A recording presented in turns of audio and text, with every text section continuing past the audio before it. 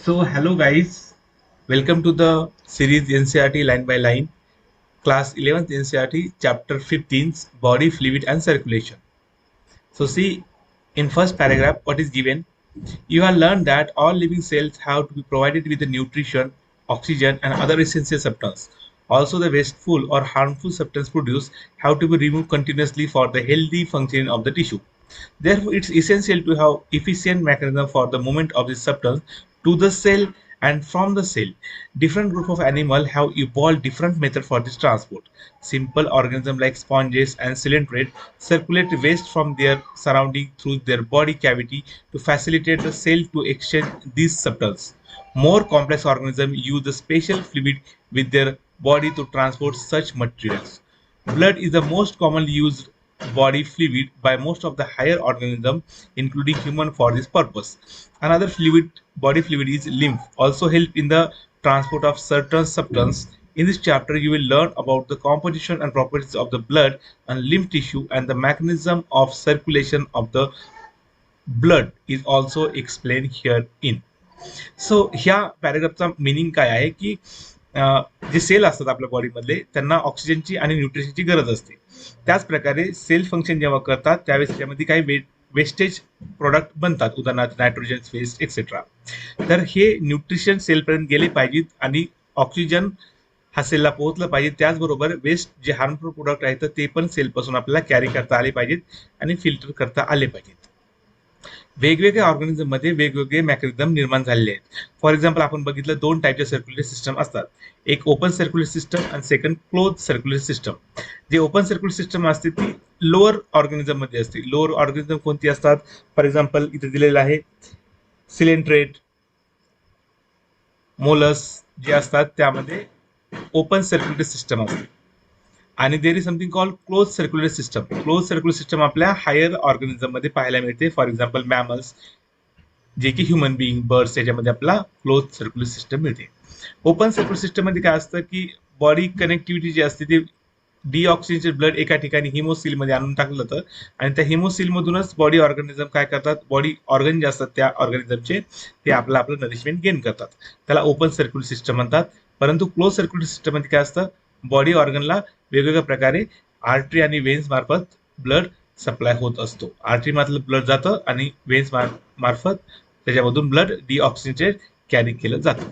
हे याच्या टॉपिक मध्ये बोललेलं आहे. So see next, blood.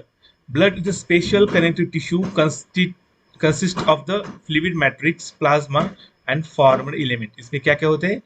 Fluid matrix होता है, प्लाज्मा होता है और फॉर्मड एलिमेंट होते हैं. सो अब हम एक वन बाय वन सब कुछ देखेंगे. तो सी, first component is the plasma. It is a straw colored viscous fluid constituting nearly 55% of the body. 90 to 90% of the plasma is water and protein constitute about 6 to 8% per of it. Exactly 92% water होता है इसमें, 7% जो होते हैं वो proteins होते हैं और 1% अदर कंपोनेंट होते हैं इसमें. सो अदर कंपोनेंट में क्या क्या आते हैं, प्रोटीन्स क्या क्या होते हैं, ये हम अभी देखते हैं. So see, fibrinogen, globulin and albumin are the major protein. कौन कौन से मेजर प्रोटीन होते हैं? Albumin, globulin and fibrinogen. ये तीन मेजर प्रोटीन होते हैं. इसके अलावा प्रोथ्रोम्बिन भी. So see, fibrinogens are needed for the clotting और clotting of the blood. Fibrinogen होता है वो ब्लड के क्लॉटिंग में रिस्पॉन्सिबल होता है. Globulins play primarily are involved in defense mechanism of the body and the albumins help in osmotic balance. जो globulin होता है, जो हमारे एंटीबॉडीज बनते हैं, एंटीबॉडीज जी, एंटीबॉडीज ए, वो ग्लोबुलिन प्रोटीन्स के बने होते हैं, वो हमें डिफेंस मैकेनिज्म में हेल्पफुल होते हैं. और जो अल्बुमिन होता है वो हमारे ब्लड का ऑस्मेटिक बैलेंस मेंटेन करता है ना, ऑस्मोलैरिटी मेंटेन करता है. सबसे ज्यादा अल्बुमिन होता है प्लाज्मा में. So see, plasma also contain the small amount of minerals like sodium, calcium, magnesium, carbonic ions, calcium ion, etc. Glucose, amino acid, lipids, etc. are also help in the plasma as they are always in transit in the body. Factors for coagulation or clotting factors are also present in the plasma in an inactive form. Plasma without the clotting factor is called serum, ये आपको पता नहीं चाहिए। Plasma without clotting, plasma में अगर clotting factor चले जाएंगे तो उसे क्या बनता है, क्या रहता है, उसे क्या बोलते हैं, सीरम बोलते हैं उसे।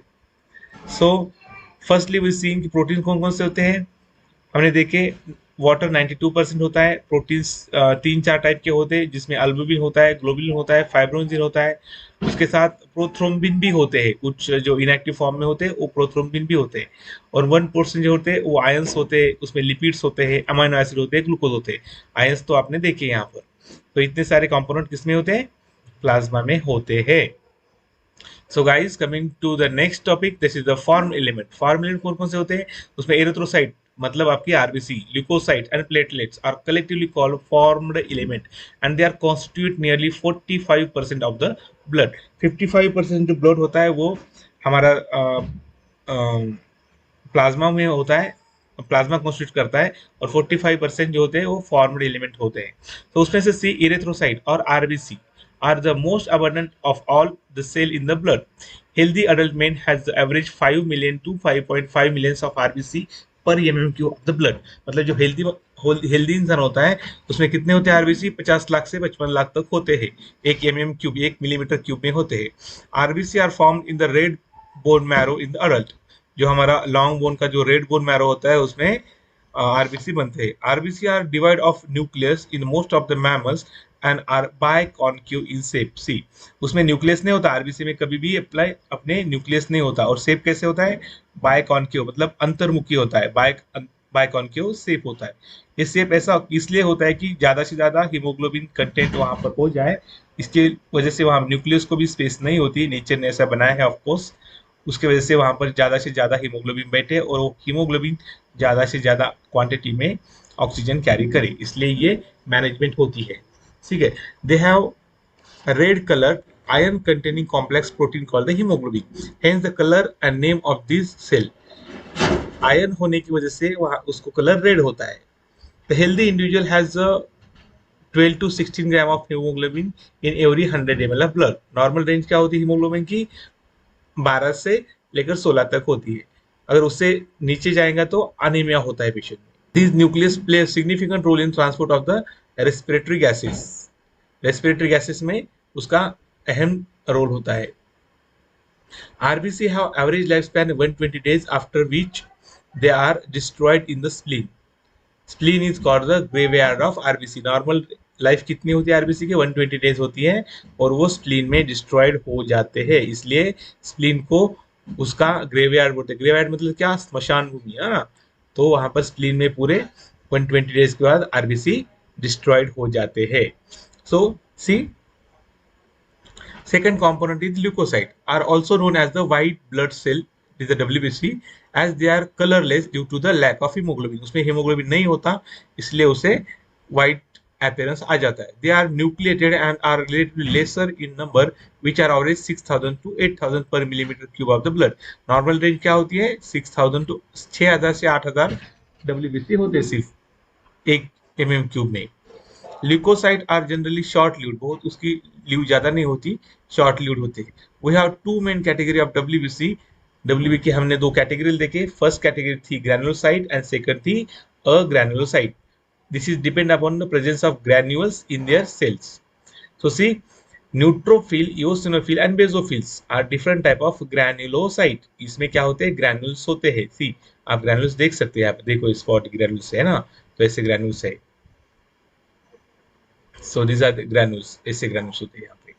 सो इसे ग्रैनुलोसाइट बोलते हैं। और दूसरे होते हैं अग्रैनुलोसाइट, उसमें ग्रैनुल नहीं होती, उसमें की मोनोसाइट और लिम्फोसाइट आ जाते हैं।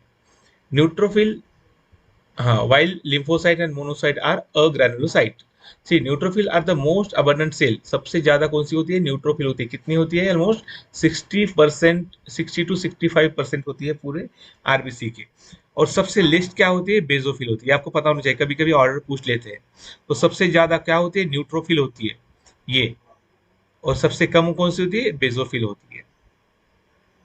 So see, neutrophil and monocyte 6 to 8% are phagocytic cell which destroy foreign organism entering the body। ये इंपॉर्टेंट चीज है। जो न्यूट्रोफिल होती है और जो मोनोसाइट होती है, ये दो सेल है ना, ये ग्रैनुलोसाइट है और ये अग्रैनुलोसाइट है। ये दोनों सेल क्या होते हैं, फैगोसाइटिक नेचर के होते हैं। मतलब क्या, जो भी फॉरेन पार्टिकल आ जाती है उसे इंगल्फ करके उसे डिस्ट्रॉय किया जाता है, इसे ही फैगोसाइट बोलते हैं। So see, basophils secrete the histamine, serotonin and heparin, etc. and are involved in inflammatory reaction. आपको पता होगा अगर इन्फ्लामेशन हुआ ना तो हमारे बॉडी में कैसे रिएक्शन आ जाती है, क्या क्या होता है, वो रेडनेस आ जाता है, वहाँ पर टिश्यू फ्लूइड बन जाता है और थोड़ा स्वेलिंग आ जाता है। These are inflammatory sign. इसके लिए क्या होता है, वैसोडायलेशन हो जाता है। इसके लिए क्या रिस्पॉन्सिबल होते हैं, इसके लिए हिस्टामाइन, सीरोटोनिन और हेपेरिन ये रिस्पॉन्सिबल होती है। हेपेरिन जो होता है वो एंटी कोएगुलेंट होता है, मतलब वो हमारे ब्लड को क्लॉट नहीं होने देता। हिस्टामाइन जो होता है वो एलर्जिक रिएक्शन में रिस्पॉन्सिबल, हमारे जो रेडनेस आता है वो हिस्टामाइन की वजह से आता है, वैसोडायलेशन होता है और हिस्टामाइन की वजह से हो जाता है। सो आपको पता होना चाहिए बेसोफिल जो कि सबसे कम अमाउंट में होती है वो कहाँ रिस्पॉन्सिबल होती है, वो इन्फ्लामेटरी रिएक्शन में रिस्पॉन्सिबल होती है। इन्फ्लेमेटरी रिएक्शन से क्या, हिस्टामाइन, सेरोटोनिन और हेपेरिन का सिक्रीशन हो जाता है। सो ये बातें आपको पिक पैट होनी चाहिए। इओसिनोफिल जिसकी की लाइफ स्पैन जो कि परसेंटेज उनका 2 to 3% होता है, resist infection and also associated with the allergic reaction. जो इओसिनोफिल होती है वो जो होती है ना, वो एलर्जिक रिएक्शन में एसोसिएट होती है। तो आप यहाँ पर देख सकते हैं आरबीसी ऐसे दिखती है, प्लेटलेट्स ये होती है, इसी तरह इओसिनोफिल, बेसोफिल, न्यूट्रोफिल ये जो होती है वो ग्रैनुलोसाइट, इसमें ग्रैनुल दिख रहे हैं आपको, ये ग्रैनुलोसाइट होती है। मोनोसाइट और लिम्फोसाइट, लिम्फोसाइट दो टाइप की होती है, एक तो टी लिम्फोसाइट और दूसरी बी लिम्फोसाइट। सो ये जो होती है इसमें ग्रैनुल्स नहीं होते। देख सी कैसा क्लियर साइटोप्लाज्म है इसका, है ना, देखो इसमें बिल्कुल ग्रैनुल, साइटोप्लाज्म में बिल्कुल ग्रैनुल्स नहीं है। So this is a granulocyte. Lymphocyte जो कि 20 से 25% होते हैं, are of two major type, that is the B lymphocyte and T lymphocyte. Both B and T lymphocytes are responsible for immune response of the body. हमारे body की जो immunity होती है, जो प्रतिकार क्षमता है, उसमें कौन से होती है, उसमें लिम्फोसाइट काम करते हैं। लिम्फोसाइट दो टाइप के होते हैं, एक तो बी लिम्फोसाइट और T lymphocyte. B means bone marrow lymphocyte और टी मीन्स थाइमस लिम्फोसाइट, ऐसा उसके जगह के नाम से इसको नाम दिया है। जो हाँ यहाँ तक हुआ। So there is something called platelets. Platelets are also called thrombocyte.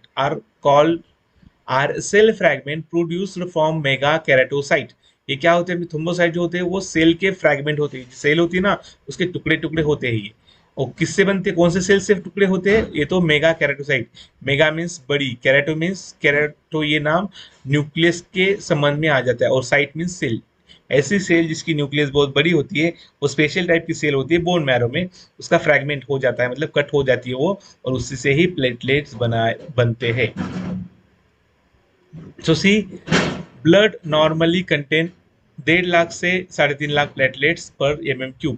Platelets are release variety of substance, most of which are involved in the coagulation or clotting of the blood. Platelets का सबसे important काम clotting of the blood का clotting में होता है। Reduction in their number can lead to the clotting disorder which will lead to excessive loss of blood from the body. अगर इनकी कमी हुई तो क्या होता है, ब्लडिंग डिसऑर्डर होता है। जिन पेशेंट में प्लेटलेट्स कम होते हैं उन पेशेंट की ब्लीडिंग रुकती ही नहीं है। अगर हम एग्जाम्पल के तौर पर देखें तो डेंगू आपको डिसीज पता होगा, मलेरिया मतलब जो मस्क्वीटो के काटने से डेंगू होता है ना। सो जो डेंगू होता है वो वायरल डिसीज होता है, उसमें प्लेटलेट्स का नंबर ड्रास्टिकली कम होता है। नॉर्मल प्लेटलेट्स का नंबर 1.5 लाख से 3.5 लाख होता है, लेकिन डेंगू में इतना कम होता है, ऑलमोस्ट 10,000 या 15,000 की इतना डाउन हो जाता है। अगर इतना डाउन जब होता है ना तो पेशेंट के यूरिन में ब्लड आ जाता है, तो ऐसी ड्रास्टिक कंडीशन बन जाती है, and that is the quite foetal disease, वो जानलेवा disease. Blood groups, as you know, blood of human being differ in certain aspects through it। एक RH ब्लड ग्रुपिंग टाइपिंग होती है और दूसरी ABO होती है, वो all over the world use की जाती है। सो इसमें हम देखेंगे ABO ब्लड ग्रुपिंग क्या होती है पहले। So see guys, ABO blood grouping is based on the presence or absence of two surface antigen chemicals that can induce immune response on RBC, namely A and B। ऐसे होते हैं RBC के surface पर दो type के antigen present होने से उसको नाम दिया जाता है उस ब्लड ग्रुप को। वो कौन से दो टाइप होते हैं, ए और बी। एंटीजन क्या होते हैं, ऐसे सब्सटेंस जो बॉडी में इम्यून रिस्पॉन्स जनरेट करे, उसे हम एंटीजन कहते हैं। तो ये एंटीजन आरबीसी के रेड ब्लड इरेथ्रोसाइट के सरफेस पर प्रेजेंट होते हैं। ठीक है. The plasma of different individual contain two natural antibodies that is produced present in response to the antigen. तो इसका जो प्रोटीन्स होते हैं वो प्रोटीन उसके प्लाज्मा में होते हैं. So distribution of antigen and antibodies in the four group of blood. See on the type of whether they are present or not, in basis पर क्या होते हैं, ये ब्लड ग्रुप चार टाइप के डिवाइड किए हुए हैं. So distribution of antigen antibody in the four group, they are A, B, AB and O are given in table. You probably know that during the blood transfusion any blood cannot be used. तुम्हाला माहिती असेल blood transfusion जेव्हा आपल्याला एखाद्या पेशंटला ब्लडची गरज पडली, आपण ब्लड ट्रान्सफ्यूजन करायला लागलो, तर कोणत्याही प्रकारचं ब्लड आपण त्याला देऊ शकत नाही. रिझन काय असतं, ते ब्लड त्याची बॉडी ऍक्सेप्ट करत नाही. The blood of the donor has to be carefully matched with the blood of recipient before any blood transfusion to avoid severe problems of clumping. Clumping means was destruction of RBC. The donor's compatibility is also shown in table. याचं म्हणजे याचा meaning काय आहे, जेव्हा आपण blood ट्रान्सफ्यूज करतो पेशंटला त्या टायमाला डोनर जो ब्लड देणार आहे तो आणि रिसिपियंट जो ब्लड घेणार आहे तो यांच्या दोघांच्या ब्लड ग्रुपची मॅचिंग झाली पाहिजे. जर व्यवस्थित मॅचिंग नाही झाली किंवा कोणतंही ब्लड कोणाला दिलं तर काय होतं, आरबीसीचं डिस्ट्रक्शन, त्याला काय म्हणतात, clumping. Clumping of the RBC म्हणतात किंवा आरबीसी डिस्ट्रॉइड होऊन जातात किंवा त्याच्यामध्ये अँटीजन अँटीबॉडी रिॲक्शन होते आणि ते आरबीसी डिस्ट्रॉय होत जातात. आता पहा हा चार्ट केअरफुली पहा. याच्यामध्ये दिला आहे the blood group A B A B and O, म्हणजे ज्या आरबीसीवर ए अँटीजन आहे त्याला ए म्हणतात, ब्लड ग्रुप ए म्हणतात. ज्यावर बी आहे त्याला बी म्हणतात. ज्यावर दोन्ही अँटीजन आहे त्याला ए बी म्हणतात. ज्यावर कोणताच अँटीजन त्याला काय म्हणतात, ओ म्हणतात.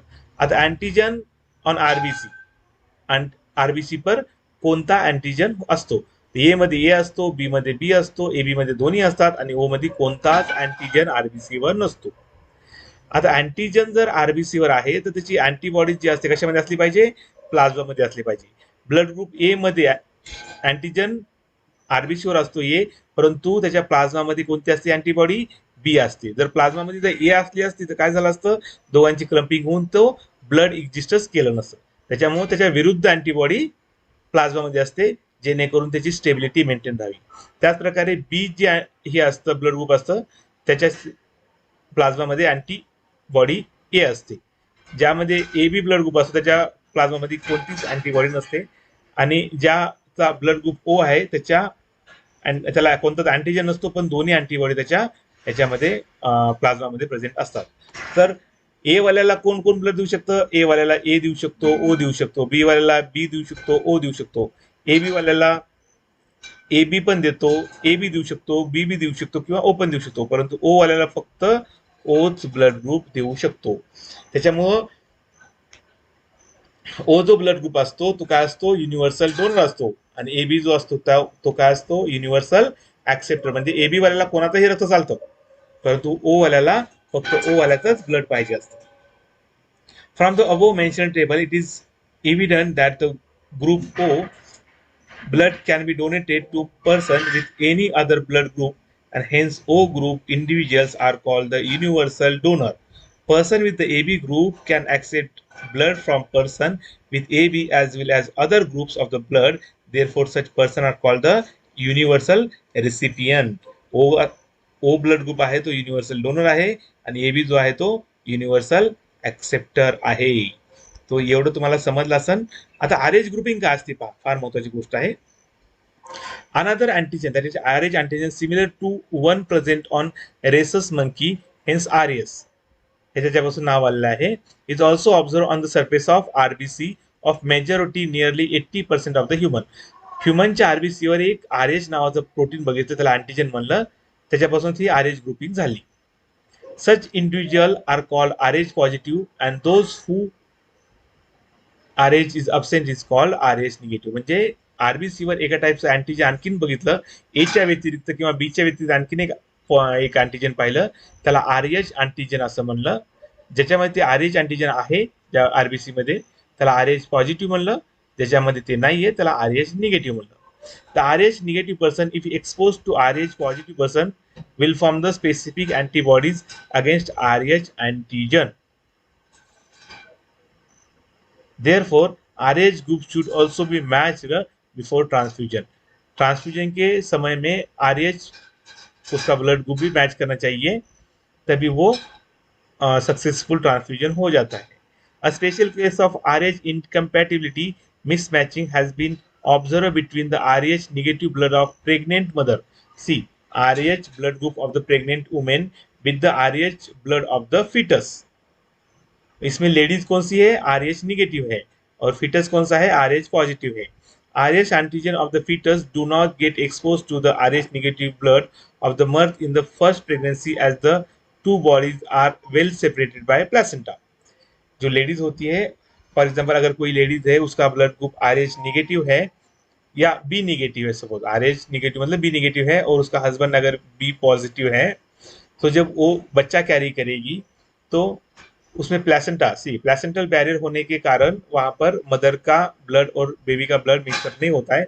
However, during the delivery of the first child, there is possibility of exposure of the maternal blood to small amount of the RH positive blood from the foetus. जब delivery हो जाती है तो प्लेसेंटा ब्रेक हो जाता है, उस time में चांसेस होते हैं कि फीटस का RH पॉजिटिव ब्लड और मदर का RH नेगेटिव ब्लड मिक्स हो जाए.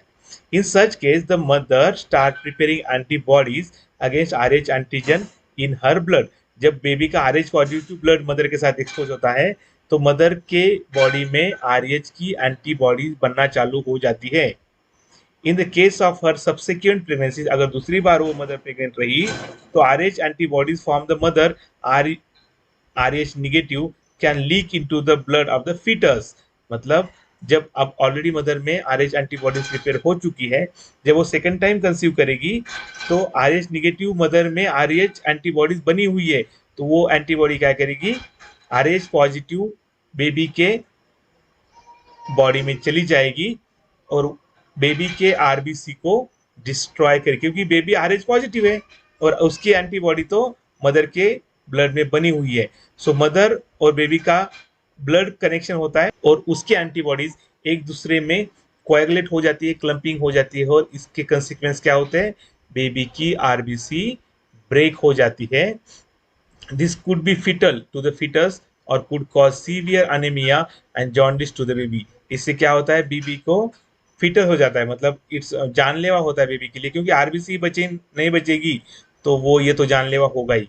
और बहुत सीवियर एनीमिया भी होता है और सीवियर एनीमिया ही बच्चा डाई हो जाता है. This condition is called the erythroblastosis fetalis. इस कंडीशन को एक नाम है, साइंटिफिक नेम है, क्या बोलते हैं इसको? Erythroblastosis fetalis. Fetalis means this can be avoided by administering anti-RH antibodies to the mother immediately after delivery of the first child. ये इसको हम प्रिवेंट कैसे कर सकते हैं? Administrating anti-RH antibodies.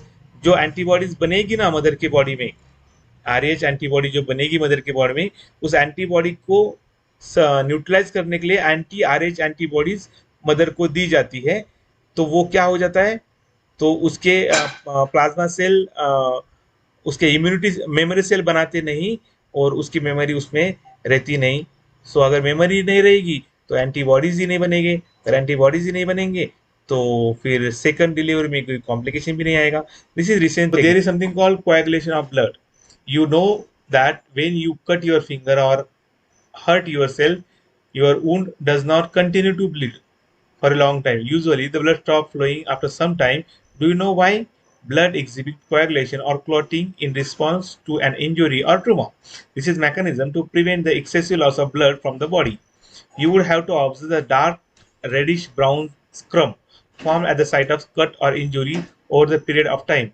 This clot or coagulation form mainly of network of thread called the fibrins, in which dead and damaged form element of the bloods are trapped. Fibrins are formed by the conversion of inactive fibrinogen into the plasma by the enzyme thrombin. Thrombin ester are formed from the another inactive substance present in the plasma called prothrombin. मैंने जो बोला ना prothrombin होते हैं, वो prothrombin हमने देखा कि प्रोटीन्स होते हैं प्लाज्मा में, तो उसमें प्रोथ्रोम्बिन भी था. ये प्रोथ्रोम्बिन क्या था? इनएक्टिव फॉर्म में था. जब प्रोथ्रोम्बिन थ्रोम्बिन में कन्वर्ट हो जाता है, वो सी यहाँ पर दिया है fibrins are form by the conversion of inactive fibrinogen, मतलब जो भी प्रोटीन्स होते हैं पहले वो इनएक्टिव फॉर्म में होते हैं, फाइब्रिनोजिन का कन्वर्जन फाइब्रिन में हो जाता है क्लोटिंग मैकेनिज्म में, ठीक है ना, in the plasma by enzyme thrombin, मतलब फाइब्रिनोजिन का कन्वर्जन फाइब्रिन में होता है, किसके प्रेजेंस में होता है, thrombin. Thrombin is turn to form from the another inactive substance present in plasma called prothrombin. इसका मतलब क्या हुआ, याचं म्हणणं काय झालं, प्रोथ्रोम्बिन जो असतो तो प्रोथ्रोम्बिन इनएक्टिव्ह फॉर्म मध्ये असतं, प्रोथ्रोम्बिन थ्रोम्बिन मध्ये कन्वर्ट होतं. ओके, इथपर्यंत आलं समजून. आता थ्रोम्बिन काय करतं, थ्रोम्बिन फायब्रिनोजिनला फायब्रिन मध्ये कन्वर्ट करतं आणि फायब्रिन मध्ये कन्वर्ट झालं की त्या ठिकाणी ब्लडिंग थांबून जाते. Simple mechanism. In enzyme complex thrombokinase, हा त्यामध्ये वेगवेगळे एन्झाईम्स इन्व्हॉल्व असतात. दिस रिक्वायर फॉर द अबो रिएक्शन.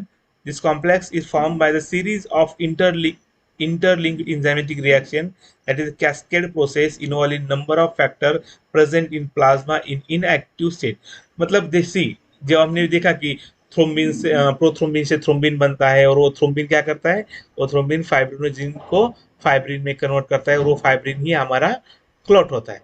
ये इतनी इजी नहीं होती, इसमें बहुत सारे मैकेनिज्म होते हैं, बहुत सारे कॅस्केड मतलब गुंतागुंतीचे रिॲक्शन होतात. आता तुम्हाला सिलेबस पण नाहीये, जेव्हा तुम्ही मेडिकलला जाता आणि त्या टायमाला तुम्हाला हे सगळं समजून येईल.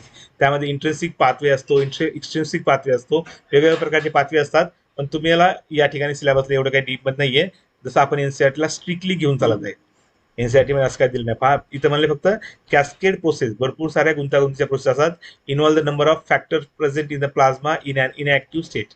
An injury or tumor stimulated the plasma in the blood to release the certain factor which active the mechanism of coagulation. Certain factor released by the tissue at the site of injury also can initiate the coagulation. Calcium ion play a very important role in clotting. जो calcium ion होते हैं, calcium ion का बहुत role होता है clotting में, क्योंकि वही वो कैस्केड रिएक्शन को फैसिलिटेट करते हैं. तो आपको पता होना चाहिए क्लोटिंग में कैल्शियम आयन का बहुत इंपॉर्टेंट रोल होता है. कैल्शियम हमारे बोन और हमारे टीथ में भी होते हैं, लेकिन क्लॉटिंग में भी कैल्शियम का बहुत इंपॉर्टेंट रोल प्ले करते हैं. लिम्फ को हम क्या कहते हैं, टिश्यू फ्लूइड भी कहते हैं.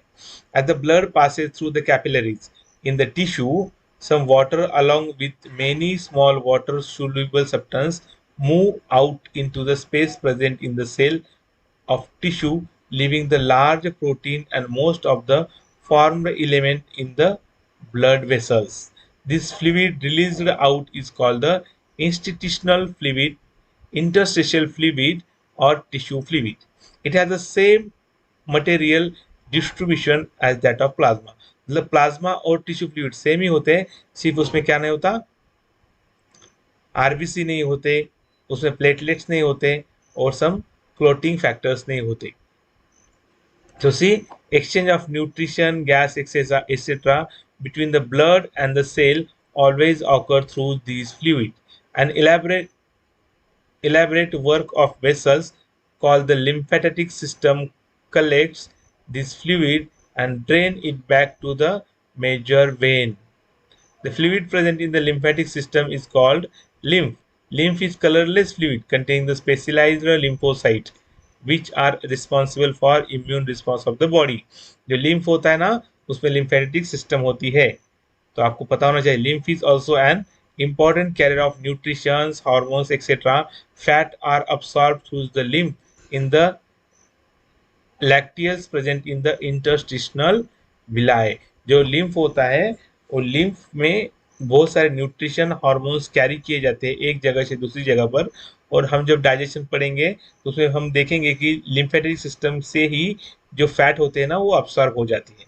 सी यहाँ पर दिया है fats are absorb through the lymph in the lacteals present in the interstitial villi. Interstitium की जो लाइनिंग होती है उसमें विलाय होता है और उसमें जो लैक्टियल्स होते हैं उसी से फैट का एब्सॉर्प्शन हो जाता है. जब हम एब्सॉर्प्शन पढ़ेंगे तब इसके बारे में हम डिटेल में देखेंगे डायग्राम के साथ. Something called circulatory pathway. अब सर्कुलेटरी पाथवे कैसा होता है ये लोग हम देखेंगे.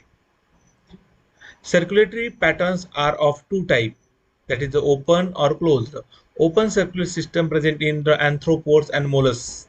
मोलस और एंथ्रोपोड में क्या होता है, open circular system होती है, in which blood pumped by the heart passes through the large vessel into the open space or body cavity called the sinus.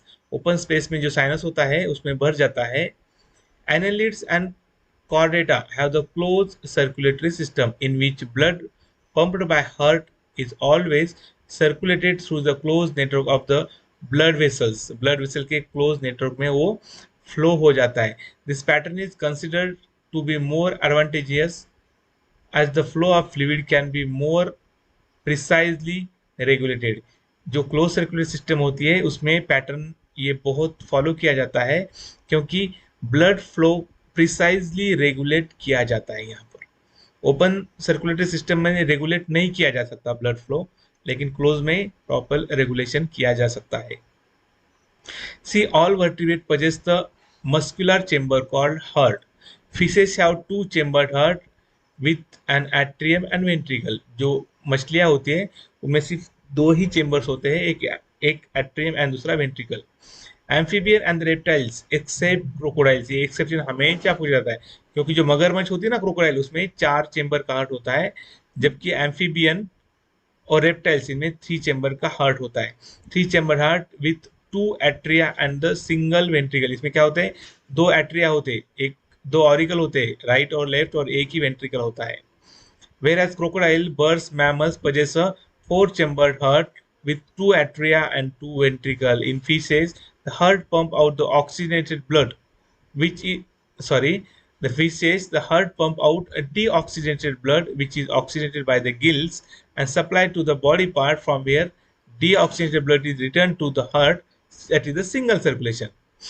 है ना. तो सिंगल सर्कुलेशन क्या होता है, जो हार्ट होता है वो डीऑक्सीजनेटेड ब्लड पंप करता है, वो डीऑक्सीजनेटेड ब्लड जाता है और गिल्स में वहाँ ऑक्सीजन का एक्सचेंज हो जाता है, वहाँ से कार्बन डाइऑक्साइड बाहर निकलते हैं, ऑक्सीजन ब्लड में आ जाते हैं. कहाँ पर, उसके गिल्स में. और गिल्स के थ्रू फिर वेरियस बॉडी पार्ट को वो भेजे जाते हैं. बॉडी पार्ट में वो ऑक्सीजन यूज हो जाता है, वहाँ पर यूज ऑक्सीजन के बाद वहाँ पर कार्बन डाइऑक्साइड फिल हो जाता है ब्लड में, और वैसे ही ब्लड वो हार्ट को लेकर आती है. फिर हार्ट वो पंप करता है, फिर हार्ट पंप करता है कौन सा ब्लड, डीऑक्सीजनेटेड ब्लड ही पंप करता है, और डीऑक्सीजनेटेड ब्लड गिल्स में प्यूरिफाई हो जाता है. ऐसे सर्कुलेशन को कौन सा सर्कुलेशन बोलते हैं, this is called single circulation. In amphibians and reptiles the left atrium receives the oxygenated blood from the gills और लंग्स और skin, and right atrium get the deoxygenated blood from the other body part. However, they are mixed up in the single ventricle which pump out mixed blood, incomplete or double circulation. In the heart and mammals, oxygenated and deoxygenated blood received by the left and right atria respectively pulses into the ventricle of the same site. इसमें क्या होता है, इसमें एक ही ventricle होता है, so blood क्या होता है, मिक्स होता है दोनों का. So this ventricle pump it out without any mixing up, that is 2 separate circulation pathway are present in these organs. जो हायर ऑर्गन होते हैं उनमें 2 ऑरिकल होते हैं और 2 वेंट्रिकल होते हैं, इसलिए सेपरेट ब्लड फ्लो हो जाता है, इसमें मिक्सिंग बिल्कुल भी नहीं होती है. Hence these animal have double circulation. Let us study the human circulatory system. तो चलिए हम human circulatory system देखते हैं. So see, human circulatory system. Human circulatory system is also called the blood vascular system, consists of muscular chambered heart, a network of closed branching blood vessels and blood, the fluid which is circulated. The heart is mesodermally derived organ. जो heart होता है वो mesodermal origin होता है, ठीक है ना. Mesodermal means जब ऑर्गन बनते हैं फीटस में, फीटोजेनेसिस में जब बच्चा होता है तो उसके टाइम में उसके 3 लेयर होते हैं. Outer layer called ectoderm, middle layer called mesoderm, और अंदर का जो लेयर होता है उसे इंडोडर्म बोलते हैं. तो जो हार्ट और ब्लड होते हैं वो दूसरे लेयर से बनते हैं, मेसोडर्म से. So heart is called mesodermal origin.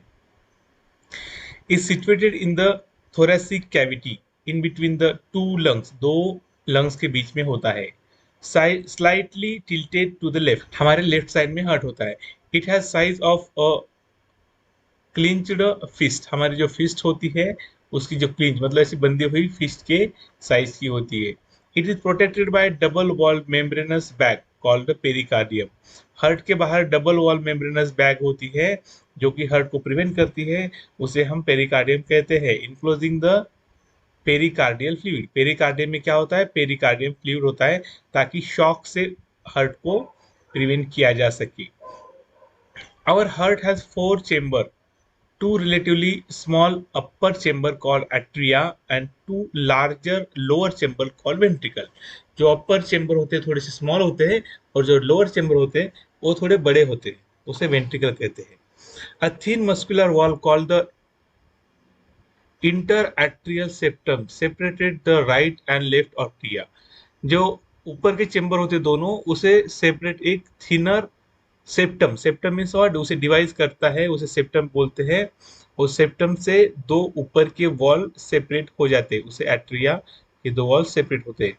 Where as thick wall the inner ventricular septum separated left and right ventricle. Left and right ventricle जो होता है वो वेंट्रिकुलर सेप्टम से सेपरेट हो जाता है। Atrium and ventricle of the same side are also separated by thick fibrous tissue called the atrioventricular septum. ये जो नाम होते हैं ना, ये नाम दोनों कैसे, जैसे अगर एट्रिया और वेंट्रिकल के बीच में अगर सेपरेशन होगा तो उसे एट्रियो वेंट्रिकुलर सेप्टम कहते हैं। दो वेंट्रिकल के बीच में सेपरेशन हुआ तो उसे इंटर वेंट्रिकुलर सेप्टम कहते हैं, और दो एट्रिया के बीच में रहा तो उसे इंटर ऑरिकुलर सेप्टम कहते हैं। सिंपल से जैसे जहां पर होते हैं उसके नाम वो ले लेते हैं। However, each of these septa are provided with the opening through which the two chamber of the same side are connected। वो कनेक्ट करने के लिए ओपनिंग होती है। The opening between the right atrium and right ventricle is guided by the wall form of the three muscular flap or cusps, this the tricuspid wall। ये हमने जो right side के जो ऑरिकल वेंट्रिकल होते हैं, atrium और ventricle जो होते हैं उसमें जो कनेक्शन होता है वहां पर ट्राइकस्पाइड वॉल होते हैं। वेराइज बाइकस्पाइड और mitral valve guided the opening between the left atrium and left ventricle. जो लेफ्ट साइड के एट्रियम और वेंट्रिकल होते हैं उसमें बाइकस्पाइड और मिट्रल वॉल होते हैं। बाइकस्पाइड को ही मिट्रल वॉल बोलते हैं। The opening of the right and left ventricle into the pulmonary artery and aorta respectively are provided with the semilunar wall। जो वेंट्रिकल होते हैं दोनों, राइट वेंट्रिकल तो पल्मनरी ट्रंक में खुल जाता है, पल्मनरी आर्टरी में खुल जाता है, और लेफ्ट वेंट्रिकल जो होता है वो बॉडी सिस्टमिक को सर्कुलेशन करता है, उसे आरोटा में सेपरेशन देते हैं। See coming to the diagram of heart, तो ये जो सेक्शन होता है, see this is the atrium, ये जो है ये वेंट्रिकल है, ये वेंट्रिकल है, ये एट्रियम है, ठीक है ना। तो देखो ये जो होती है ये इंफीरियर वेना कावा होती है, ये ऊपर से सुपीरियर वेना कावा आती है, यहाँ पर सुपीरियर वेना कावा ओपन होती है, यहाँ पर इंफीरियर वेना कावा ओपन होती है। यहाँ से ये एट्रियम है, this is the right atrium. यहाँ से ट्राइकस्पाइड वॉल होती है, यहाँ पर ये जो फाइबर होते हैं इसे कॉर्डिया टेंडनी बोलते हैं, जो कि ये जो यहाँ पर फ्लैप होते हैं वो फ्लैप को रिवर्स डायरेक्शन में ओपन होने से प्रिवेंट करते हैं, क्योंकि बांध के रखते हैं, अंदर की साइड में बांध के रखते हैं, तो रिवर्स ओपनिंग उसकी प्रिवेंट हो जाती है वो फ्लैप की। तो वो फ्लैप क्लोज अपोजिट डायरेक्शन में हो जाएंगे तो क्या होगा, वो वॉल खराब हो जाएगा ना, इसलिए कॉर्डिया टेंडनी उसे हमेशा एक ही जगह पर ओपनिंग के लिए रिस्पॉन्सिबल होती है, एक ही साइड में ओपनिंग के लिए रिस्पॉन्सिबल होती है। तो सी साइनो एट्रियल नोड यहाँ पर होता है, एसए नोड जो बोलते हैं वो सुपीरियर वेना कावा और एट्रियम के लाइनिंग के जंक्शन पर होता है, एसए नोड बोलते हैं इसे। ऑरियो वेंट्रिकुलर नोड यहाँ पर होता है। सो यहाँ से इंटर वेंट्रिकुलर सेप्टम में बंडल ऑफ हीज होते हैं। सी इंटर वेंट्रिकुलर सेप्टम में बंडल ऑफ हीज होते हैं, और ये बंडल ऑफ हीज क्या करते हैं, न्यूट्रलाइज करते हैं जो इम्पल्स जनरेट होते हैं ना, तो ये पुरकेज फाइबर में अपने वॉल पर डिस्ट्रीब्यूट करते हैं, जो भी एसए नोड पर ये बनते हैं, इम्पल्स बनते हैं। सो this is the aorta, aorta, this is pulmonary artery, है ना, this is the pulmonary artery. Pulmonary artery ऐसी होती है कि जिसमें डीऑक्सीजनेटेड ब्लड होता है। This is the pulmonary vein, देखो यहाँ पर है पल्मोनरी वेन, यहाँ पर है पल्मोनरी वेन, एक्चुअली 4 होती है, यहाँ 2 और इधर की साइड, मतलब ये 3 डायमेंशन स्ट्रक्चर में देखोगे तो पीछे से आई होती है 2, लेकिन ओपन यही हो जाती है लेफ्ट एट्रियम में ही। और ये जो होती है लेफ्ट में, यहाँ बायकस्पाइड वॉल होती है, इसे ही मिट्रल वॉल भी बोलते हैं। See this is the interventricular septum, this is the apex, ये लेफ्ट वेंट्रिकल। सो पूरा हो यहाँ पर दिया हुआ है, so you can see this image. So see provide with the semilunar valve, उसमें जो कौन से वॉल होते हैं, semilunar, semi means half, lunar means what, चंद्र, हाफ चंद्र के साइज के वो वॉल होते हैं, इसलिए उसे सेमिलुनर वॉल बोलते हैं। The walls in the heart aloe the flow of blood only in one direction, यही वॉल का काम क्या होता है, एक ही डायरेक्शन में ब्लड फ्लो होने का डिसाइड करना, यही वॉल का काम होता है। The from the atria to ventricle and from ventricle to pulmonary artery और aorta, this entire heart is made up of cardiac muscles. Heart काहे का बना होता है, कार्डियाटिक मसल का बना होता है। The wall of ventricles are much thicker than the atria, क्योंकि वेंट्रिकल को पूरे बॉडी में ब्लड प्रेस करना होता है, इसलिए वेंट्रिकल के वॉल थिक होते हैं। Specialised cardiac muscles also called the nodal tissue is also distributed in the heart। एक स्पेशलाइज कार्डियट, हार्ट तो कार्डियाटिक मसल का बना होता है, लेकिन उसमें भी एक स्पेशलाइजेशन होता है थोड़ा सा, तो उसे नोडल टिश्यू कहते हैं, वो पूरे हार्ट में डिस्ट्रीब्यूट हुए होते हैं। A patch of this tissue means patch of the specialized cardiac muscle tissue is present in the right upper corner of the right atrium called the sinoatrial node or SCA node. Another mass of this tissue is seen in the lower left corner of the right atrium close to the atrioventricular septum. This is called the atrioventricular node. ये समझा ना, S A node और ए B node, ये right atrium में होते हैं, लेकिन left side में आपने आपको जैसे बताया वैसे ऊपर के साइड में एस ए नोड होता है और थोड़े से लोअर के साइड में ए बी नोड होता है। A bundle of this nodal fiber is called the atrioventricular bundles, और उसे bundle of His भी बोलते हैं। Continue from the AV node which passes through the atrioventricular septa to emerge on the top of interventricular septum and immediately divide into the right and left bundles। तो जो बाहर आता है तो right और लेफ्ट बंडल में divide हो जाता है। This bundle give rise to the minute fibre बनते हैं वह बंडल से, through which ventricular musculature of the respective side and are called the Purkinje fibre. मतलब जो इम्पल्स जनरेट होते हैं बंडल ऑफ इच्चे परकिंज फाइबर्स के थ्रू वॉल ऑफ वेंट्रिकल के ऊपर डिस्ट्रीब्यूट किए जाते हैं। The nodal musculature has the ability to generate action potential without any external stimuli, that is the auto excitability। ये स्पेशलाइज्ड मसल्स क्यों होते हैं, क्योंकि उसमें ऑटो एक्साइट, वो खुद ही एक्साइट हो जाते हैं, खुद ही पोटेंशियल जनरेट करते हैं, और वही पोटेंशियल क्या होता है पूरे हार्ट पर ट्रांसफर हो जाता है। इसीलिए human heart is the myogenic in origin, मतलब मसल से ही इम्पल्स जनरेट होते हैं। लेकिन कुछ ऑर्गेनिज्म के जो हार्ट होते हैं वो न्यूरोजेनिक इन ओरिजिन होते हैं। फॉर एग्जांपल कॉकरोच का जो हार्ट होता है वो न्यूरोजेनिक होता है, मतलब उसके जो स्टिमुलेशन होते हैं वो सेंट्रल नर्वस सिस्टम से रेगुलेट हो जाते हैं। लेकिन हमारे केस में पूरे स्टिमुलेशन हमारे हार्ट से ही रेगुलेट होते हैं, जो कि स्पेशलाइज्ड मसल होती है ना। Our number of action potential that could be generated in minute vary at different part of the nodal system. The SA node can generate the maximum number of action potential, that is 70 to 75 per minute, and is responsible for the initiating and maintaining the rhythmic contractile activity of the heart। क्या होता है SA node में सबसे ज्यादा potential generate होता है। कितना potential generate होता है, ऑलमोस्ट 70 टू 75 पर मिनट, इतना पोटेंशियल वहां पर जनरेट होता है।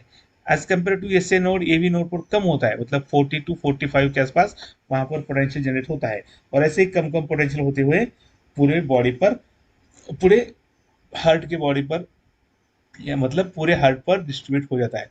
Therefore it is called the pacemaker. Normally beat 70 to 75 time in a minute. Average beat कितने होते हैं, 72 बीट पर मिनट होते हैं। सो एसए नोड को क्या बोलते हैं हम, pacemaker of the heart बोलते हैं, और एवी नोड को pace setter of the heart बोलते हैं। ये यहाँ पर दिया नहीं है एनसीईआरटी में, लेकिन आपको as a information point of view याद रखना, the space setter of heart किसको बोलते हैं, एवी नोड को। एसए नोड को तो आपको पता हो गया, यहाँ पर दिया हुआ है clearly, it is the pacemaker of the heart, क्योंकि वो ज्यादा से ज्यादा एक्शन पोटेंशियल जनरेट कर लेता है। So see coming to the cardiac cycle क्या होती है, how does the heart function, heart काम कैसे करता है। Let us take a look. To begin with, all the four chambers of the heart are in relaxed state. That is, they are in joint diastole. अब अगर हमने सभी chamber relax state में लिए तो उसे क्या बोलते हैं, जॉइंट डायस्टोल बोलते हैं। Other tricuspid and bicuspid valves are open. Joint diastole में मतलब दोनों का, हाँ जॉइंट मतलब दोनों का, आर्टेरिया का भी और वेंट्रिकल में, दोनों चेंबर एकदम रिलैक्स कंडीशन में होते हैं। उसी टाइम जो होते हैं वॉल, उनसे बाइकस्पाइड और ट्राइकस्पाइड वॉल जो होते हैं वो ओपन होते हैं।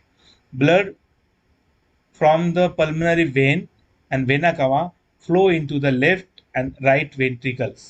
क्या होता है, रिलैक्स स्टेज में राइट वेंट्रिकल में ब्लड फ्लो हो जाता है respectively through the left and right atria. ठीक है, एट्रिया से वेंट्रिकल में ब्लड फ्लो होना चालू होता है क्योंकि हार्ट तो पूरा रिलैक्स स्टेज में होता है। The semilunar valves are closed at this time. इस टाइम में सेमिलर वॉल पूरी क्लोज हो जाती है। The SA node generate an action potential which stimulate both the atria to undergo simultaneous contraction। इसमें क्या होता है, एसए नोड क्या करता है, स्टिमुलेट एक्शन पोटेंशियल जनरेट करता है। उससे क्या होता है, उससे दोनों एट्रिया होते हैं राइट और लेफ्ट साइमल्टेनियसली कॉन्ट्रैक्ट हो जाते हैं। द एट्रियल सिस्टोल, इसे हम क्या बोलते हैं, atrial systole. This increase the flow of blood into the ventricular by about 30%। जो नॉर्मल कंडीशन में, जो नॉर्मल कंडीशन में ब्लड कितना भरता है, ऑलमोस्ट 70% वेंट्रिकल भर जाते हैं। लेकिन जैसे एक्सटर्नल पोटेंशियल चालू होता है तो बचा हुआ 30% भी वेंट्रिकल भर जाते हैं। The action potential is conducted by the ventricular side by the AV node and AV bundle, from where the bundle of is transmitted it to entire ventricular musculature. This called the ventricular muscular to contract। जो auricle जो atrial contraction होता है उसके बाद क्या होता है, वहां पर ऐसे नोड में पोटेंशियल जनरेट होता है। जैसे पोटेंशियल जनरेट होता है तो वो एवी नोड को ट्रांसफर कर लेता है एवी नोड के थ्रू बंडल ऑफ हिज को, और बंडल ऑफ हिज के थ्रू परकन फाइबर में वो ट्रांसमिट हो जाता है। जैसे वो इम्पल्स ये पाथ से जाते हैं तो हमारा वेंट्रिकुलर कॉन्ट्रैक्शन हो जाता है। तो इसे ही क्या बोलते हैं, वेंट्रिकुलर सिस्टोल बोलते हैं। यहाँ पर दिया है atria undergo relaxation diastole. Atria relaxation में चला जाता है, वो कोइंसाइड हो जाता है वेंट्रिकुलर सिस्टोल के साथ। इसीलिए हमारे ईसीजी पर एट्रिया, जो एट्रिया का डायस्टोल दिखता नहीं है क्योंकि वो वेंट्रिकुलर सिस्टोल के साथ कोइंसाइड हो जाता है। ठीक है ना। The ventricular systole increase the ventricular pressure causing the closing of tricuspid and bicuspid wall due to the attempted backflow of the blood into atria। जैसे ventricular systole आ जाता है तो उससे क्या होता है, bicuspid और mitral wall जो होते हैं वो बंद हो जाते हैं। As the ventricular pressure increases further, the similar walls under guarding the pulmonary artery right side and the aorta left side are forced open, allowing the blood in the ventricle to flow through these vessels into the circulatory pathway। Ventricles now relax, ventricular diastole, and the ventricular pressure falls, causing the closing of semilunar walls, which prevent the backflow of the blood into the ventricles। So semilunar wall भी यहाँ पर close हो जाती है, जिससे ही blood अपने पास से चला जाता है। As the ventricle pressure decline further, the tricuspid wall and bicuspid walls are pushed open by the pressure in the atria extended by the blood, which is being emptied into them by the veins. The blood now once again move freely to ventricles. The ventricles and atria are now again in a relaxed diastole state. As earlier, soon SA node generate a new action potential and the event described above are repeated in that sequence and the process continuously। इतना सारा पूरा दिया हुआ है, एक simple सी बात है। क्या होता है, पहले जैसे ही एक फॉर एग्जांपल दोनों की सभी पूरा हार्ट रिलैक्सेशन में है, कुछ नहीं हो रहा है ऐसा कंसिडर करो, तो सब वॉल भी नॉर्मल है। तो इसमें क्या होता है, सुपीरियर वेना कवा और इधर से वेन जो होती है, पल्मोनरी वेन होती है, वो अपना अपना ब्लड आर्टरिया में फिल कर देती है। वो जो ट्राइकस्पाइड और बाइकस्पाइड वॉल होते हैं वो रिलैक्स होते हैं, तो क्या होता है जो जॉइंट डायस्टोल बोलते थे, पूरे रिलैक्स स्टेज को क्या बोलते हैं, जॉइंट डायस्टोल। और जॉइंट डायस्टोल में क्या होगा 70%, तो वॉल दोनों की मिट्रल वॉल मतलब बाइकस्पाइड और ट्राइकस्पाइड वॉल ऊपर होने के कारण क्या होता है, ब्लड एट्रिया से होकर वेंट्रिकल में आ जाता है। ऑलमोस्ट 70% वेंट्रिकल भर जाते हैं। तो यहाँ पर जब 70% वेंट्रिकल भर जाते हैं तो एक्शन पोटेंशियल जनरेट हो जाता है पेसमेकर में। एक्शन पोटेंशियल जनरेट होते ही इसे एट्रियल सिस्टोल बोलते हैं। तो एक्शन इसमें क्या होता है, बचे हुए 30% ब्लड एट्रिया पंप करता है कॉन्ट्रैक्शन की वजह से, तो वेंट्रिकल पूरे फिल हो जाता है। जैसे ही वेंट्रिकल फिल हो जाते हैं तो एक्शन पोटेंशियल स्पीड होने लगता है, तो इसे ही वेंट्रिकुलर सिस्टोल बोलते हैं। वेंट्रिकुलर सिस्टोल और एट्रियल डायस्टोल ये एक दूसरे पर कोइंसाइड हो जाते हैं, इसलिए हमें ईसीजी पर वो नहीं दिखते हैं। और जैसे ही वेंट्रिकुलर सिस्टोल चालू हो जाता है तो ब्लड प्रेशर पूरा फर्स्ट साउंड आ जाता है, जो किसी के हम लब साउंड बोलते हैं। वो लब साउंड जो होता है वो क्लोजिंग ऑफ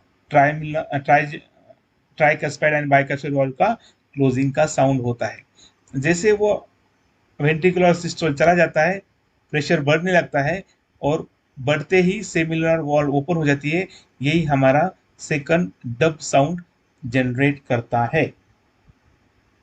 तो यही इसमें बताया जो कि हम नॉर्मल कार्डियक साइकिल में डिस्क्राइब करते हैं। This sequential event in the heart which called cyclically repeated is called the cardiac cycle, and it consists of systole and diastole of the both atria and ventricle. As mentioned earlier, the heart beats 70 times per minute, that is that make cardiac cycles are performed per minute. From this it could be deduced that the ventricle of the cycle cardiac cycle is 0.8 second, म्हणजे जे हृदय असतं ते 72 वेळेस धडकतं, हो की नाही, तर मग एक धडकायला किती वेळ लागतो, 0.8 सेकंड लागतात. During the cardiac cycle etch ventricle pump about approximately 70 ml of blood which is called the stroke volume. Stroke volume क्या होता है, एक स्ट्रोक में कितना ब्लड वो पंप करती है, तो एक स्ट्रोक में एक साइकिल में एक कार्डियक साइकिल में कितना ब्लड पंप करती है, 70 ml ब्लड पंप करती है। The stroke volume multiplies by the heart rate, that is number of beat per minute, give the cardiac output. Output means एक मिनिट में हृदय किती रक्त पुश करू शकतं त्याला कार्डियाटिक आउटपुट म्हणतात. Therefore, the cardiac output can be defined as the volume of blood pumped out by each ventricle per minute. An average is 5000 ml, that is 5 litre blood एका मिनिटाला हेल्दी मॅन मध्ये आपलं हृदय pump करू शकतं, इतकी कॅपॅसिटीची असते. The body has the ability to alter the stroke volume as well as the heart rate and thereby cardiac output. For example, the cardiac output of an athlete will be much higher than that of ordinary man. During each cardiac cycle, two prominent sounds are produced, which can be easily heard through the stethoscope. First heart sound is lub, associated with the closure of the tricuspid and bicuspid wall, whereas the second heart sound is dub. It is associated with the closure of semilunar wall. The sound are of clinical diagnostic significance. ठीक है ना, ये हमने discuss किया था कि लब और डब साउंड प्रोड्यूस हो जाती है. So there is something called ECG, electrocardiograph, ECG. They are probably familiar with the screen from the typical hospital television show. The patient is hooked up to a monitoring machine that shows voltage traces on the screen and makes the sound beep beep beep beep. The patient goes into cardiac arrest. This type of machine, electrocardiograph, is used to obtain the electrocardiogram. ECG is a graphical representation of the electrical activity of the heart during cardiac cycles. To obtain the standard ECG as shown in the figure, patient is connected to the machinery with three electrical leads, one to each wrist. Monitor the heart activity. For detailed evaluation of the heart function, multiple leads are attached to the chest region. Here we will take only about the standard ECG. हम सिर्फ यहाँ पर standard ECG देखेंगे. Each peak of ECG is identified with the letters from P to T that correspond to the specific electrical activity of the heart. The P wave, the P wave represent the electrical excitation. The P wave क्या करती है? Electrical excitation. Electrical excitation को ही हम depolarisation बोलते हैं of atria. Atria का depolarisation होता है यहाँ पर पेसमेकर में, ठीक है ना। Which lead to the contraction of both atria. दोनों के एट्रिया जो होते हैं लेफ्ट और राइट दोनों भी यहाँ पर कॉन्ट्रैक्ट हो जाते हैं पी में। QRX complex represent the depolarisation of ventricle. मतलब हमने देखा ना, एवी नोड कलेक्ट करता है, उसके बाद बंडल ऑफ हीट्स को भेजता है और वहां पर पजकन फाइबर को बोलता है। ये जो पूरी एक्टिविटी होती है, ये पूरी एक्टिविटी ये QRX कॉम्प्लेक्स दिखाता है। QRX कॉम्प्लेक्स में ये पूरी इसे वेंट्रिकुलर सिस्टोल बोलते हैं। दैट इज वेंट्रिकुलर कॉन्ट्रैक्शन और systole. The contraction start shortly after Q and make the beginning of the systole। ये पूरे सिस्टोल दिखाता है। The T wave represent the return of ventricle from excited to normal state। जो T दिखाता है हमें, ये वेंट्रिकल का एक्साइटेशन हमें दिखाता है नॉर्मल स्टेज, उसे क्या बोलते हैं? Repolarisation. The end of T wave make the end of systole. T wave बनता है तो सिस्टोल का एंड हो जाता है। Obviously by counting the number of QRS complex that occur in the given time period, one can determine the heartbeat rate of the individual, since the ECG obtained from the different individual have roughly the same shape for given lead configuration. Any deviation from this shape indicate the possible abnormality or disease. Hence, it has a great clinical significance. ये clinical significance इसको बहुत ज़्यादा होता है। Guys, there is something called double circulation. The blood flow strictly by fixed route through the blood vessels, the arteria and veins. Basically, each artery and vein consists of 3 layer. जो हमारी artery होती है ना, उसमें 3 layer होते हैं artery और veins में। And inner lining of squamous epithelium, जो सबसे अंदर की लाइन होती है वो स्क्वैमस इपिथेलियम की बनी हुई होती है। द ट्यूनिका इंटीमा, उसे नाम दिया है ट्यूनिका इंटीमा।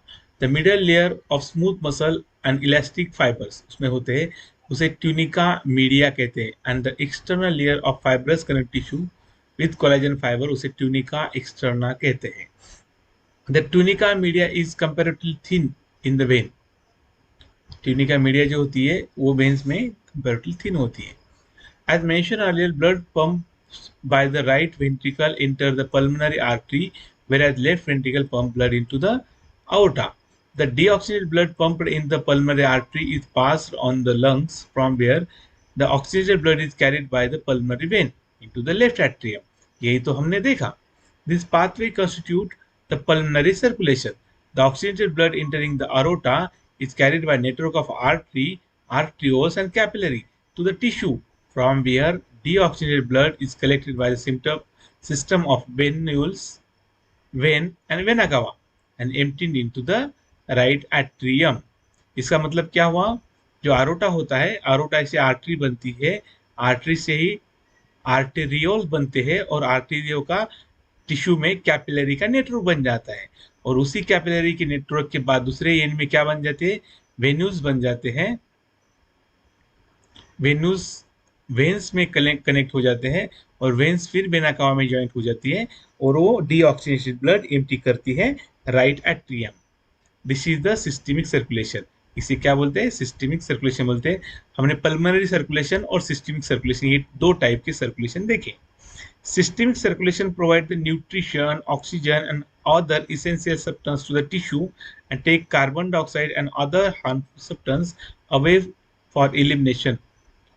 तो यही जो नाइट्रोजन वेस्ट होते हैं वो इलिमिनेशन के लिए किडनी के थ्रू इलिमिनेट किए जाते हैं। वो unique vascular connection exist between the digestive tract and liver called the hepatic portal system, है ना। यहाँ पर जो 2 ऑर्गन के बीच में अपार्ट फ्रॉम हार्ट जो होता है उसे उस सिस्टम को पोर्टल सिस्टम कहते हैं। जो 2 ऑर्गन को कनेक्ट करने वाले सिस्टम होती है उसे पोर्टल सिस्टम कहते हैं। So see, hepatic portal vein carries blood from intestine to liver before it's delivered to the systematic circulation. तो systematic circulation में जाने से पहले वो क्या होता है? वो जो न्यूट्रिशन होते हैं, वो जो स्मॉल जो प्रोडक्ट होते हैं, एंड प्रोडक्ट होते हैं, वो एंड प्रोडक्ट पहले लिवर में कैरी करने का काम पोर्टल वेन करती है। A special coronary artery system of the blood vessel is present in our body exclusively for the circulation of blood to and from the cardiac musculature. जो अब देखो, जब कार्डियाटिक जो हार्ट के मसल्स होते हैं ना, उनको भी काम करने के लिए नरिशमेंट चाहिए होता है, तो उनको भी एक स्पेशल टाइप की ब्लड सिस्टम होती है उनके लिए। तो उसे क्या कहते हैं? उसे कोरोनरी सिस्टम कहते हैं। ये रेगुलेशन ऑफ कार्डियाटिक एक्टिविटी। अब कार्डियाटिक एक्टिविटी रेगुलेट कैसे की जाती है? Normal activity of heart are regulated intrinsically, that is auto regulated होता है हमारा heart, by specialised muscle nodal tissue. जो नोडल टिश्यू होते हैं ना, वो हार्ट के रिदम को और एक्टिविटी को कंट्रोल करते हैं नॉर्मल कंडीशन में। लेकिन hence the heart is called myogenic, क्योंकि वो सेल्फ रेगुलेटेड होता है ना, उसके मसल्स सेल्फ रेगुलेट करते, इसलिए उसे मायोजेनिक बोलते हैं। A special neural centre in the middle A special neural center in the medulla oblongata can moderate the cardiac function through the autonomous nervous system। जो ऑटोनॉमस नर्व सिस्टम होती है, उसका centre medulla oblongata में होता है, जो कि middle brain का पार्ट होता है। वो हमारे कार्डियाटिक फंक्शन को कुछ हद तक इफेक्ट कर सकता है, ठीक है ना। The neural sign through the sympathetic nerve, sympathetic nerve ये part of the autonomous nerve system का पार्ट है। ऑटोनॉमस नर्व सिस्टम के दो पार्ट होते हैं, एक सिंपैथेटिक नर्व और एक पैरासिम्पैथेटिक नर्व। सो उससे क्या होता है? सिंपैथेटिक नर्व से सिग्नल देते ही increase the rate of heart beat. जब हमें घबराहट होती है ना, तो हमारा हार्ट बीट बढ़ जाता है। क्यों बढ़ जाता है? क्योंकि ये जो सिंपैथेटिक नर्व होती है, वो सिग्नल भेजती है और उसकी वजह से हमारा हार्ट बीट बढ़ता है। The strength of ventricle contraction and thereby cardiac output. On the other hand, parasympathetic neural signal, another component of autonomous nervous system जो कि हमने बोला, decreases the heart rate of the beat, speed the conduction of action potential and thereby the cardiac output. Adrenal medulla hormones can also increase the cardiac output। मतलब इस topic में हमने देखा कि हार्ट बीट जो होते हैं वो मायोजेनिक होते हैं, जो कि अपने आप को रेगुलेट कर लेते हैं। लेकिन हमारा ब्रेन जो होता है, जो जिसका कि हर जगह पर कंट्रोल होता है, ब्रेन की जो ऑटोनॉमस नर्व सिस्टम होती है, उसके ऑटोनॉमस नर्व सिस्टम के दो टाइप कंपोनेंट होते हैं, एक तो सिंपैथेटिक नर्व सिस्टम और पैरासिम्पैथेटिक नर्व सिस्टम। ये हम सेंट्रल नर्व सिस्टम में देखेंगे पूरी डिटेल्स के साथ। लेकिन यहाँ पर ये याद रखो कि जो ऑटोनॉमस नर्व सिस्टम होती है, उसके दो कंपोनेंट होते हैं, सिंपैथेटिक और पैरासिम्पैथेटिक। सिंपैथेटिक नर्व सिस्टम क्या करती है? हार्ट को स्टिमुलेट करती है, उसका कार्डियक आउटपुट बढ़ा देती है। जैसे कि घबराहट होती है ना हमें, हार्ट बीट ऑटोमेटिकली बढ़ जाता है। लेकिन वही पैरासिम्पैथेटिक कंपोनेंट जो होता है, वो हार्ट बीट को न्यूट्रलाइज करता है, यानी कम करता है। सो ये चीज़ होती है। उसके अलावा कुछ हमारे एड्रेनल मेडुला जो होते हैं, एड्रेनल मेडुलरी हार्मोन्स भी होते हैं, वो भी कार्डियटिक आउटपुट पर रोल प्ले करते हैं। हाई ब्लड प्रेशर, उसे हम हाइपरटेंशन बोलते हैं। Hypertension is the term for the blood pressure that is higher than the normal. Actually 120/80 होता है, तो उससे ज़्यादा होता है। In this measurement 120/a millimeter of mercury is the systole or pumping pressure and 80 millimeter is the diastolic pressure on resting।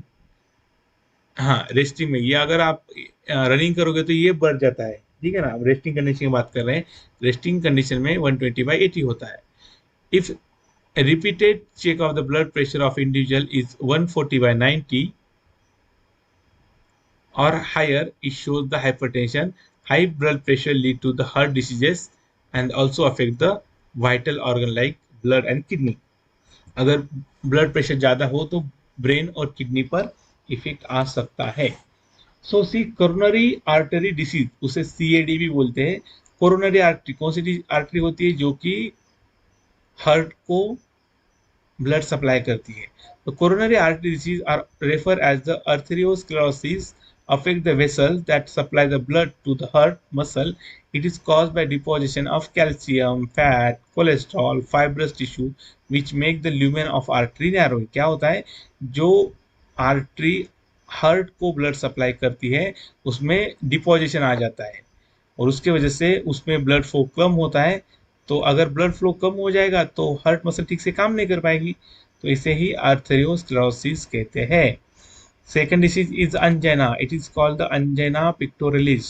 A system of acute chest pain appear when no enough oxygen is reaching to the heart muscle. अगर heart muscle को enough oxygen मिलता ना हो तो उसमें pen आना चालू होता है, उसे ही angina pectoralis बोलते हैं. Angina can occur in the men and women of any age, but is more common in the middle age of the elderly. It occurs due to the condition that affect the blood flow. Blood flow जब affect होता है heart muscle को तो ये condition arise हो जाती है. So see guys, there is called heart failure. Heart failure means the state of heart when it's not pumping blood effectively enough to meet the need of the body. अगर हमारा heart ठीक से blood pump ना कर रहा हो तो उसे हार्ट फेलियर कहते हैं. It is sometime called congestive heart failure. इसे समटाइम क्या बोलते हैं? क्योंकि कंजेस्टिव हार्ट फेलियर बोलते हैं. Because congestion of the lungs is one of the main symptom of this disease. Heart failure is not the same as cardiac. मतलब heart failure ये अलग होता है कार्डियटिक अरेस्ट से. When heart stop beating, cardiac arrest में क्या होता है? अपना दिल धड़कना ही बंद होता है. लेकिन हार्ट फेलियर में क्या होता है कि इनफ ब्लड पंप तो ब्लड करता है लेकिन वो ब्लड सफिशिएंट नहीं होता कैरी करने के लिए function. So for heart attack और हार्ट अटैक में क्या होता है? When heart muscle is suddenly damage bye इनएडिक्वेट blood supply. अगर हार्ट मसल वो डैमेज हो इनएडिक्वेट ब्लड सप्लाई से तो उसे हार्ट अटैक बोलते हैं. अगर उसकी बीटिंग अच्छी ना हो, उसका धड़कना ठीक ना हो तो उसे हार्ट अरेस्ट बोलते हैं. और हार्ट फेलियर होता है जब ऑक्सीजन सप्लाई हार्ट की प्रॉपर ना हो या ब्लड सप्लाई प्रॉपर हार्ट की ना हो तो उसे हार्ट फेलियर कहते हैं. ये माइनर डिफरेंस है लेकिन आपको ये डिफरेंस पता होनी चाहिए. हार्ट फेलियर ही हार्ट अटैक का कारण होता है. मतलब अगर देखो हार्ट फेलियर में क्या होता है? Sufficient oxygen sufficient blood carry नहीं करता है. अगर सफिशिएंट ब्लड कैरी नहीं करेगा तो क्या होगा? वहाँ की मसल डैमेज हो जाएगी और उसे ही हार्ट अटैक बोलते हैं. ये तीनों टर्म लगभग एक जैसे ही होते हैं लेकिन उसमें थोड़ा थोड़ा डिफरेंस होता है.